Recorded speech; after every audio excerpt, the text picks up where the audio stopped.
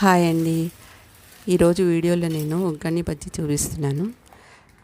నేను చేసే ఈ రెసిపీ నలుగురికి సరిపోతుంది. దానికోసం నేను పొడవు గ్లాస్ తీసుకుని 12 గ్లాసులు మరమరాలు ఒక బౌల్లో వేసుకుని నీళ్లు పోసి 2 మినిట్స్ ఉంచి అవి శుభ్రంగా కడిగి వేరే బౌల్లోకి గుల్లగా తీసుకున్నాను పిండకుండా.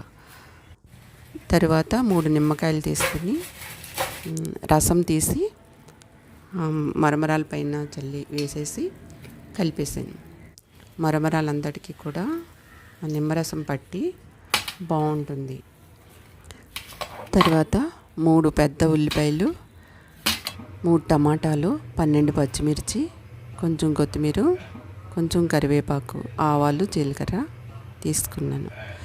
ఇలా ముక్కలుగా కోసి ఒక ప్లేట్లోకి రెడీగా చేసుకుని తర్వాత స్టవ్ పై పాన్ పెట్టి 4 స్పూన్లు ఆయిల్ వేసి ఆవాలు, జీలకర్ర, కరివేపాకు వేయించి బాగా వేగిన తర్వాత ఉల్లిపాయలు, పచ్చిమిర్చి వేసి బాగా వేపుకున్నాను. అవి కూడా బాగా వేగిన తర్వాత టమాటాలు వేసి బాగా మగ్గనిచ్చాను.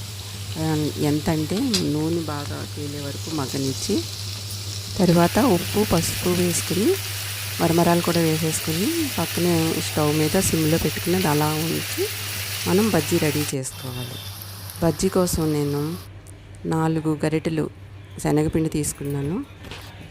1/2 స్పూన్ ఉప్పు, 1/2 స్పూను వంట సోడా, 1 స్పూను వాము తీసుకుని నీళ్లు పోసుకుని కలుపుకున్నాను.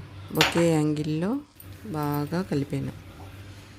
ఉండలు లేకుండా పిండంతా కలిసేలాగా ఒకే యాంగిల్లో మెత్తగా కలుపుకోవాలి. ఉండలుంటే బజ్జీకి బాగోవు.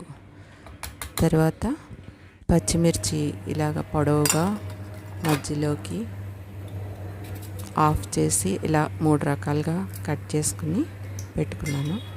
అవి శనగపిండిలో ముంచి నూనె బాగా కాగిన తర్వాత ఆ నూనెలో వేసి బజ్జీలు చేసుకున్నాను. అంతేనండి, బజ్జీలు రెడీ అయిపోయినాయి. ఒక పక్క ఉగ్గాని రెడీ అయింది, వేరే పక్క బజ్జీ రెడీ అయింది. దీనికి కాంబినేషన్గా గుల్లపప్పు ఉంటుంది కదా, వేయించిన గుల్లపప్పు, దాన్ని పౌడర్ చేసి 1 స్పూన్ వేసుకుని దీంతో పాటు తింటే చాలా బాగుంటుంది.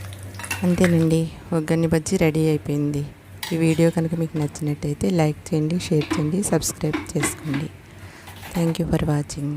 Thank you.